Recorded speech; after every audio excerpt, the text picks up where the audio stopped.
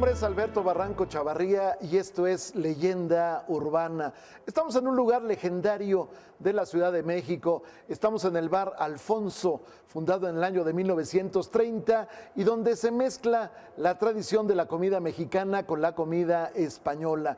Pero bueno, vamos a dedicar este programa a hablar de las cantinas con historia. Esta no es propiamente una cantina, pero la historia lo recoge al bar Alfonso como un escenario en donde desfiló largamente la tradición y sigue desfilando. Bueno, hay muchas cantinas que han dejado huella, no solamente por las riñas que podrían ser habituales, no solamente por los escándalos que podrían ser habituales, sino también por la gente que las vivió, por la gente que las recreó, por la gente que iba a esos lugares, a veces a conspirar contra el gobierno, a veces simplemente a platicar de literatura, a veces a platicar de historia y a veces también simple y sencillamente a dejar colgadas las penas en ese lugar. Originalmente la gente iba a las trastiendas, la gente iba a una tienda que se conocía como pulpería y ahí se vendían no solamente toda suerte de mercancías, sino también licores. Cuando pues era tupido el tiroteo, cuando la gente empezaba a tomar varias copas, entonces pasaba a la trastienda y ahí le seguían sirviendo a esa persona. Esto era totalmente válido, el gobierno tenía autorización, les había dado autorización a esas tiendas para ejercer como tales. Bueno, de acuerdo a la historia, la primera cantina que recibe una autorización, una licencia como tal, se llamaba El Nivel. Lamentablemente una cantina que después de tantos años acaba de desaparecer. Estamos hablando de una cantina que estaba enfrente exactamente en el ala norte del Palacio Nacional, sobre la calle de la Moneda. Esta cantina estaría, si se mantuviera, en el edificio que según algunos historiadores, entre ellos Joaquín García de Icaz-Balceta, se habría fundado la Real y Pontificia Universidad de México. Ahí sería la primera sede de lo que hoy sería la Universidad Nacional Autónoma de México. Bueno, en ese lugar nunca hubo un letrero. La gente sabía que ahí estaba, pero nunca hubo un letrero por una razón, porque decía que no era cómodo, no era correcto que hubiera una cantina enfrente exactamente del Palacio Presidencial. Sin embargo, bueno, pues muchos presidentes se descolgaban a ella para tomarse de vez en cuando algún licorcito. Muchos ministros, sobre todo los de Hacienda, que estaban permanentemente en ese lugar, los secretarios de la Defensa, que también estaban en ese lugar, el tesorero mayor, también, bueno, pues se iban de vez en cuando a tomar a esa cantina El Nivel. Tenía una característica ya en los últimos años esta cantina, que tenía un reloj que las manecillas circulaban al revés, de tal manera que las personas que estaban ahí de pronto decían, híjole, qué temprano es, todavía me alcanza para echarme otras dos. Y resulta que, bueno, las manecillas circulaban al revés.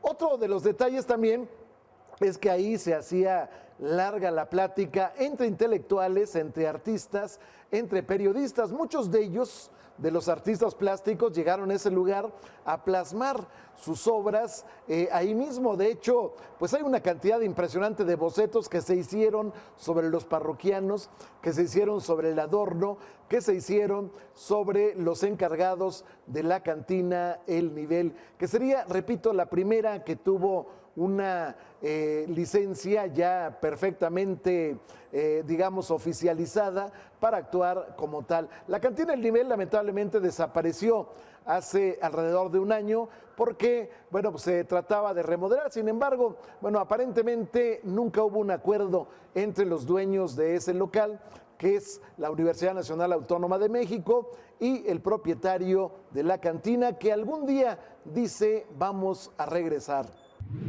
Bienvenidos a una emisión más de Leyenda Urbana. En esta ocasión vamos a hacer un recorrido por todas las cantinas más importantes de la Ciudad de México. Y en este momento nos encontramos en la calle 5 de Mayo, en el Centro Histórico. Aquí se ubica el Bar La Ópera, una cantina que ha estado abierta desde 1870 y que guarda muchísimos secretos y muchísimas anécdotas que usted tiene que saber. Yo soy Cintia Francesconi y escríbanos a leyendaurbana@proyecto40.com.mx. Comenzamos.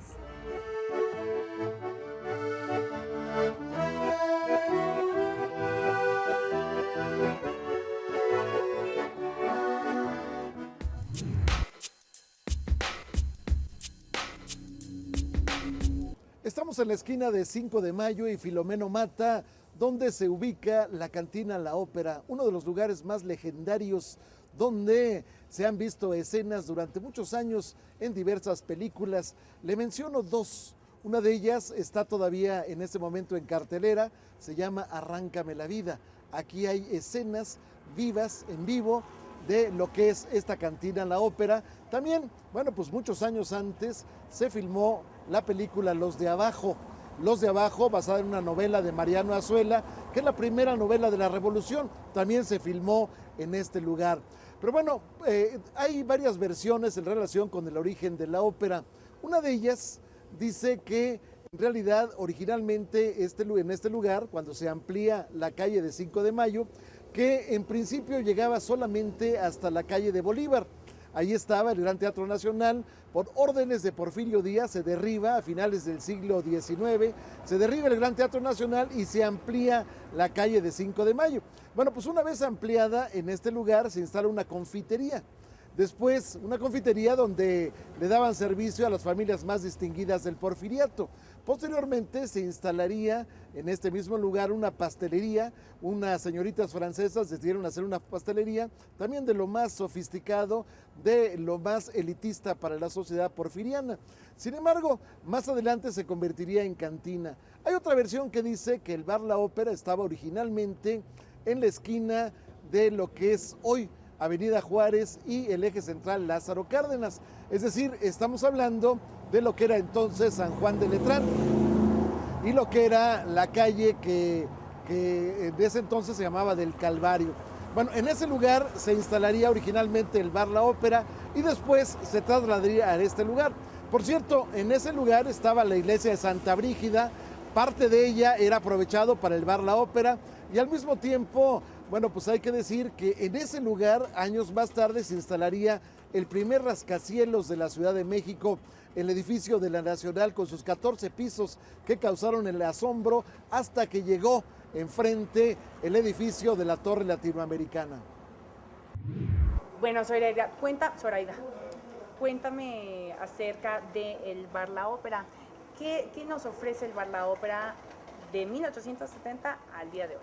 ¿Qué ha pasado aquí? Dame un recuento. Bueno, quisiera decirte que la ópera es uno de los lugares más antiguos de la Ciudad de México. Estamos considerados en la actualidad como el tercero y es famosísimo por el balazo de Pancho Villa. Claro. Te puedo decir que no solamente en México se conoce, sino también internacionalmente. Tú entras a la ópera y parecería como que te quedaste en otra época, que no, de verdad que no ha caminado esto, que aquí si las paredes, los techos y todo hablara, contaría la mitad de la historia de México. Que permanezca así. Que permanezca, exactamente. Hay varios en la Ciudad de México. Yo te puedo decir que el centro histórico tiene lugares hermosísimos, edificios que han estado últimamente rescatando y que verdaderamente vale la pena que se conozcan. Yo invitaría a toda la gente a que viniera no solamente a la ópera, sino al centro histórico. Y ahorita que está poniendo tan bonito y que le están metiendo, digamos, realmente recursos para que florezca otra vez el centro histórico. El centro tuvo una época de estancamiento muy fuerte, pero a partir de 10 años, 11 años, el centro vuelve a renacer y le están metiendo muchas cosas, muchos proyectos, vienen proyectos muy importantes que la verdad nos van a beneficiar a todos los que estamos aquí en el centro. Bueno, pues muchísimas gracias. No, al contrario, gracias a usted. ¿Quieres agregarnos algo? Que vengan a visitarnos, de verdad. Se van a llevar un bonito recuerdo de la ópera. A comer caracoles en Chipotle. Claro que sí. Muchas gracias.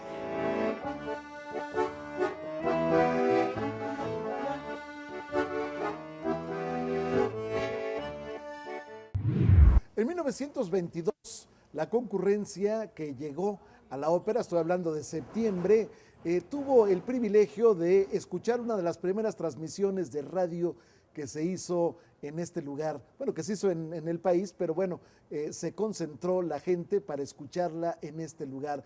Estamos hablando de la pelea entre el peso completo de los Estados Unidos, Jack Dempsey, contra el argentino Luis Ángel Firpo. la misma concurrencia se congregaría en este mismo lugar 4 años más tarde para ver la derrota de Jack Dempsey a manos ahora de Gene Tunney. Pero bueno, las historias son interminables. Otro lugar, otra cantina de leyenda, desaparecida ya lamentablemente, es el Salón Bach. El Salón Bach estaría ubicado en la esquina de la calle de Bolívar y la calle de Francisco y Madero, alguna vez Plateros, alguna vez San Francisco. Bueno, en este lugar está todavía lo que fuera la casa del riquísimo minero José de la Borda, entre otras cosas el que patrocina la iglesia de Santa Prisca en Tasco, el hombre más rico de su tiempo en México.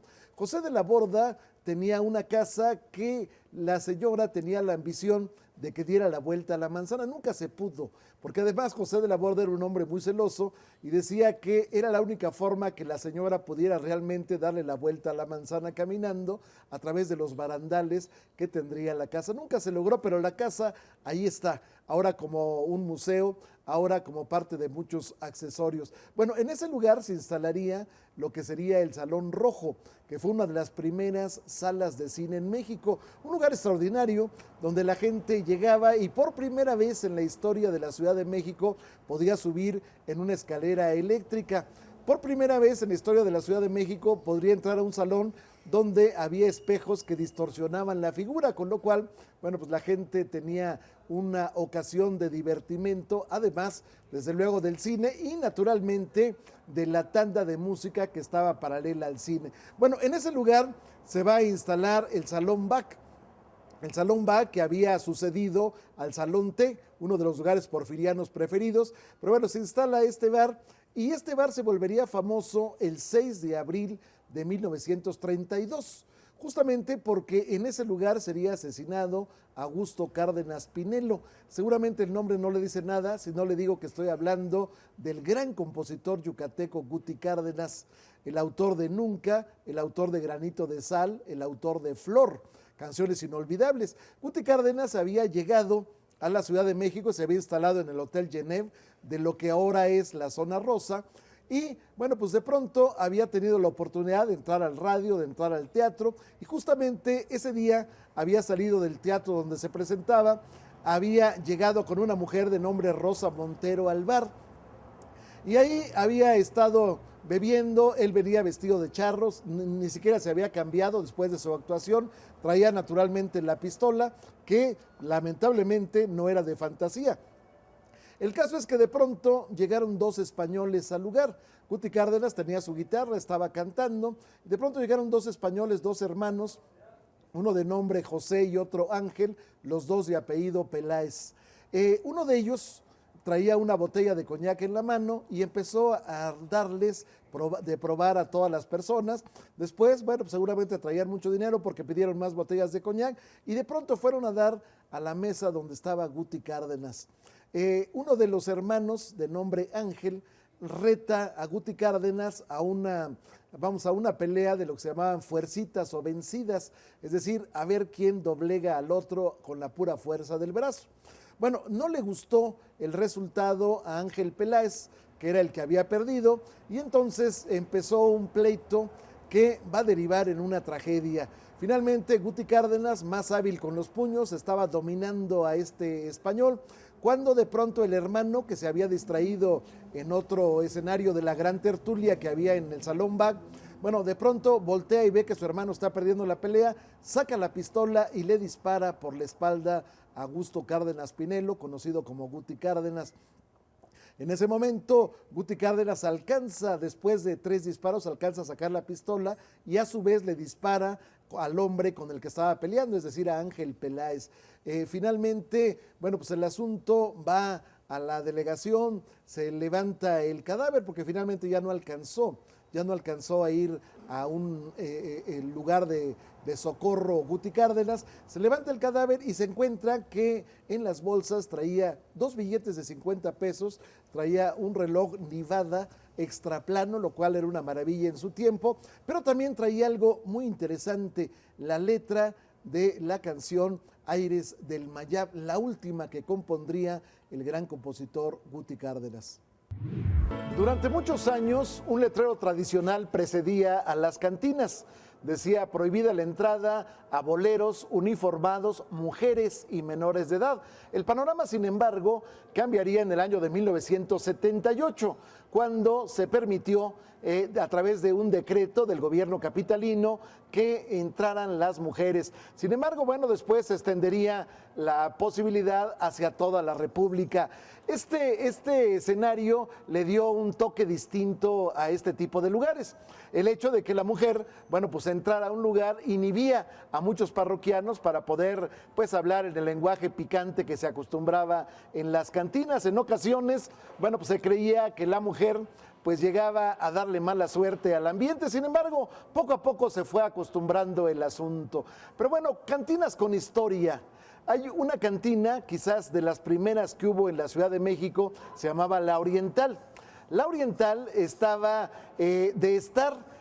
exactamente enfrente del Palacio de Bellas Artes, es decir, estaba en lo que se llamaba la Avenida de los Hombres Ilustres, que ahora se conoce como Avenida Hidalgo, y la calle de la Mariscala.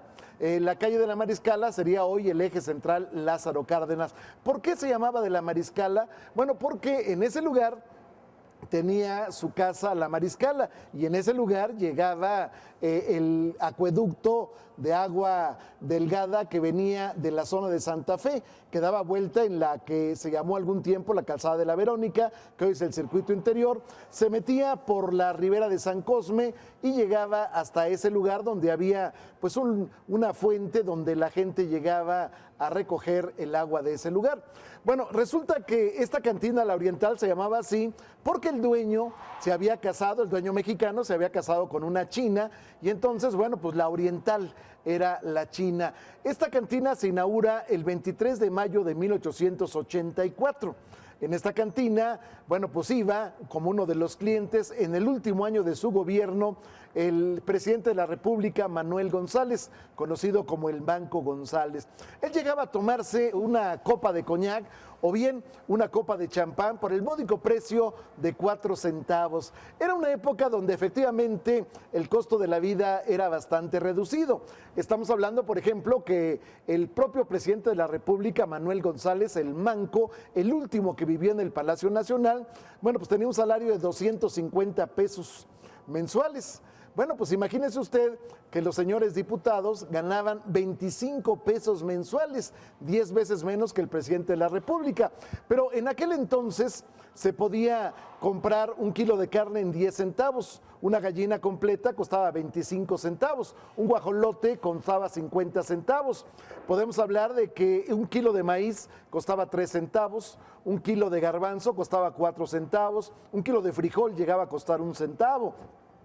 Pero bueno, en ese marco se desenvuelve La Oriental. Uno de los clientes más asiduos a ese lugar era el poeta, el escritor Manuel Gutiérrez Nájera, quien usaría el seudónimo del Duque Job.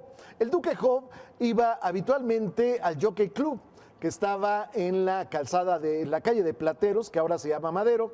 En ese lugar, adelantito de donde está el Sambors, conocido como de los Azulejos, ahí estaba el Jockey Club. Ahí llegaba Manuel Gutiérrez Nájera y ahí le va a componer algunos versos a ese lugar. Más adelante, bueno, pues ya con 2, 3 copitas, este hombre iba a la cantina La Oriental y ahí, bueno, pues llegó a componer algunos de sus textos. Dicen que ahí dio la posibilidad de hacer aquel maravilloso texto que se llama La novela de un tranvía, donde se sube un tranvía y va inventando historias en torno a los personajes que van creándose en ese lugar. Pero bueno, la cantina La Oriental lamentablemente va a desaparecer en el año de 1904, justamente cuando se inician los trabajos para poder levantar el Palacio de las Bellas Artes. Se acabó con ella una larga página, pero bueno, la tradición se mantuvo intacta durante muchos años y hasta la fecha.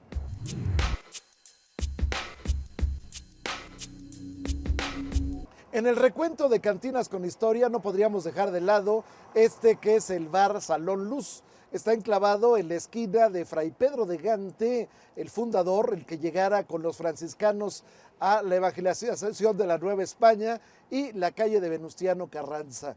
Este lugar fue fundado en el año de 1933 por un austriaco. Esto le da un toque singular porque va a combinar la comida alsaciana, la comida alemana, la va a combinar con la comida mexicana. Son famosos, por ejemplo, su caldo de pollo Salón Luz. Este caldo de pollo dicen que revive hasta un muerto. Combina no solamente el pollo, el caldo como tal, sino que le pone queso, lo que le da un sabor especial. Naturalmente hay que aderezarlo con su chilito. En este lugar han llegado infinidad de personajes de la ciencia, de la historia, del arte, de la vida cultural de México y naturalmente también muchos personajes populares como Mario Moreno Cantinflas, como Pedro Infante, como Jorge Negrete, como Tito Junco, como Tito Guízar, en fin, una cantidad impresionante de personajes que han visitado este lugar donde se vive todavía el sabor de la nostalgia. Y bueno, pues estamos con el grupo Los Violines de Italia. Y ellos, los tres, son los hermanos Serra, que me pareció muy curioso, que bueno, los tres tienen esta agrupación y deleitan a todo el público del Salón La Luz con la música. Cuéntenme un poquito acerca de cómo se genera o cómo ustedes visualizan la música con este elemento de la comida, del salón, de las cantinas, de los bares, de los restaurantes. Bueno, pues siempre es un ambiente muy agradable porque tenemos el gusto de compartir, ¿verdad?, con la gente que viene a degustar de los platillos y pues es una bonita combinación. ¿Me regalan un pedacito Con de todo alguna gusto. canción para que nos deleiten a todos? Sí.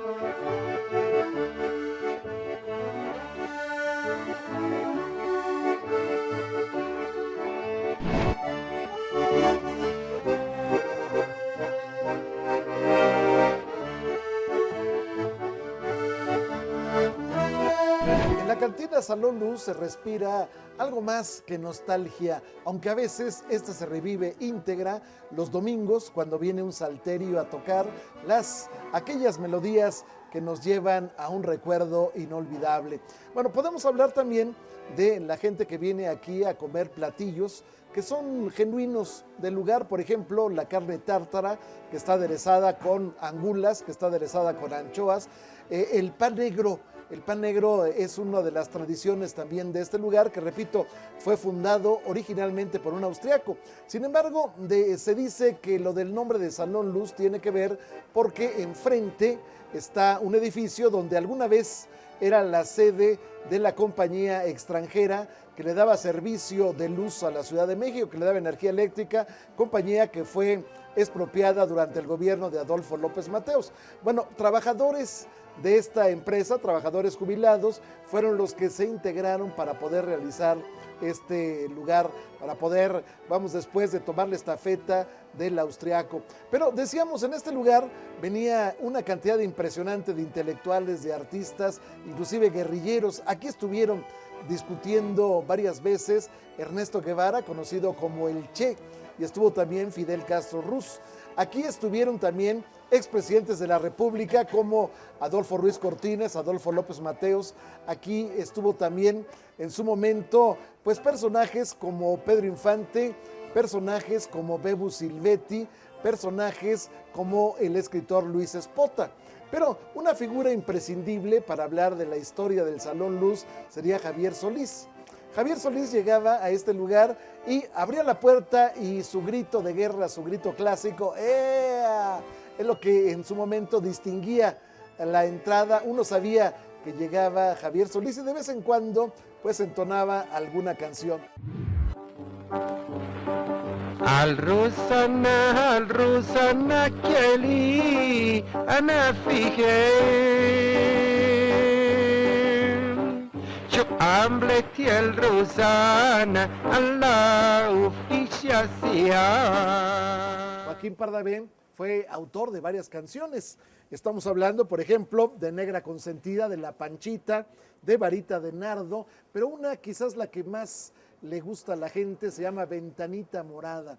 Joaquín Pardavé, dicen, bueno, pues fue enterrado vivo, fue metido en un ataúd después de un ataque de catalepsia y después reviviría. Sin embargo, es una leyenda que no se ha comprobado. Lo cierto es que Joaquín Pardavé dejó su huella imborrable en esta cantina Salón Reforma, pero también llegó ahí un personaje que en su momento causó furor en el México de los 50. Estoy hablando del Rey de Reyes. Decían que era descendiente directo de Salomón, Haile Selassie. Vino a México invitado por el presidente Adolfo López Mateos, el rey de Etiopía, y bueno, pues fue uno de los que llegó también a esta cantina Salón Luz. Ahí llegaría también una de las estrellas del cine internacional, Tyrone Power. Esto fue en el año de 1956. Y podríamos durar horas y horas hablando de las cantinas con historia. Lamentablemente, nuestro tiempo se nos agota. Le doy las gracias porque nos permite entrar al escenario de la sala de su casa para contar este tipo de historias en Leyenda Urbana.